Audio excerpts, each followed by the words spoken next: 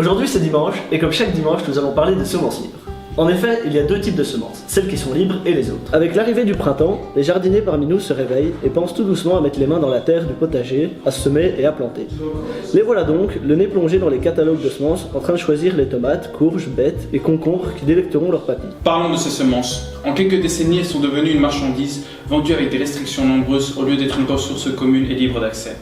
Difficile aujourd'hui pour les paysans de ce monde de préserver leur autonomie pour la production de leurs semences, d'enrichir ce patrimoine de l'humanité et de sauvegarder la diversité de variétés cultivées. Mais de plus en plus de citoyens s'engagent pour que les semences restent libres. Malgré ces qualités, les fruits et légumes issus de ces semences ont aussi plusieurs désavantages. Premièrement, les variétés conçues en laboratoire sont testées dans des conditions standardisées et contrôlées. Des conditions bien différentes parfois de leur application sur le terrain, c'est-à-dire dans des climats et des sols qui, eux, sont très variables. Deuxièmement, ces plantes produiront, oui, mais en général pas sans un coup de pouce chimique. Leur vigueur n'est pas un gage de résistance aux maladies. Et sans intrants, donc sans engrais chimiques et pesticides, elles s'avèrent souvent moins productives ou résistantes aux maladies.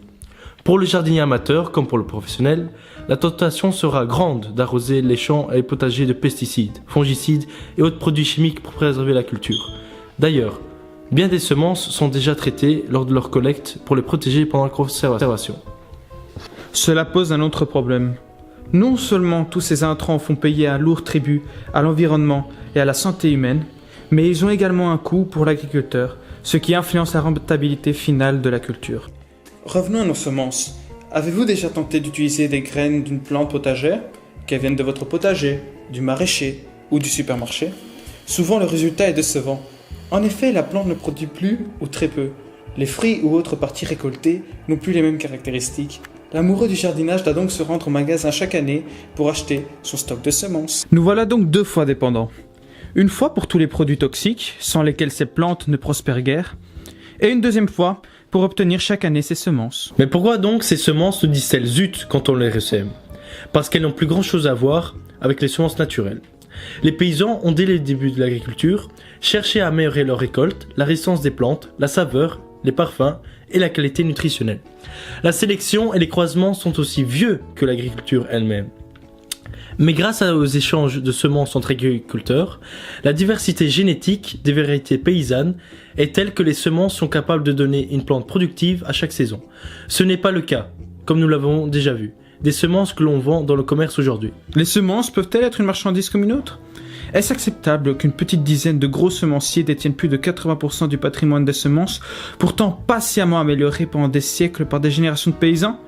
Ne s'agit-il pas d'un patrimoine de l'humanité? D'un bien commun et collectif auquel tout à chacun devra avoir accès? Qui détient la semence détient toute la boucle. Si l'agriculture est possible sans intrants, sans engrais chimiques, sans pesticides ni herbicides, on peut mal s'imaginer une agriculture sans semences, puisqu'elles sont le point de départ de toute culture. On s'imagine par contre bien le drame pour l'agriculteur du Sud, qui lui, n'a pas les moyens de se procurer chaque année de nouvelles semences, en plus des engrais et pesticides qui les accompagnent. N'est-ce pas totalement absurde que le paysan, censé être producteur de nourriture et donc également de semences, soit relégué au rang de consommateur dépendant? Ajoutons à cela les difficultés pour accéder à la terre et à l'eau. C'est tout le droit des peuples à se nourrir eux-mêmes. C'est l'accès aux ressources communes de l'humanité qui est menacé. Bonjour monsieur. Bonjour, bonjour. Alors que faites-vous par cette journée si lumineuse? J'arrose mes plantes. Est-ce que vous permettez peut-être qu'on vous pose quelques questions? Oui, bien sûr. Alors que pensez-vous des semences que l'on trouve dans le commerce aujourd'hui?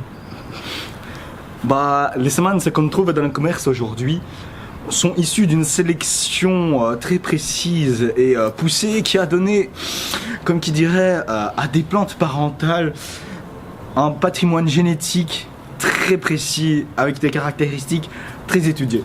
Donc pas de surprise pour nous les fermiers ou les maraîchers. La sélection est en quelque sorte, on va dire, bloquée et restreinte à une certaine sélection très précise et très étudiée et très réglementée. On va dire que ce sont des caractéristiques très précises qui permettent un rendement supérieur à la moyenne. Par exemple, ces plantes, je vais les arroser. S'il y a un beau temps et un bon rendement ou que j'arrive à bien les cultiver, Elles seront fortes, très résistantes et auront un goût supérieur à la moyenne. Plusieurs associations comme Cocopelli ou Semaille travaillent à la sauvegarde du patrimoine de variétés anciennes ou paysannes. Les distribuent sans frais dans les pays du Sud, les proposent à la vente ici, mais en encourageant surtout l'échange et l'autoproduction par les jardiniers amateurs.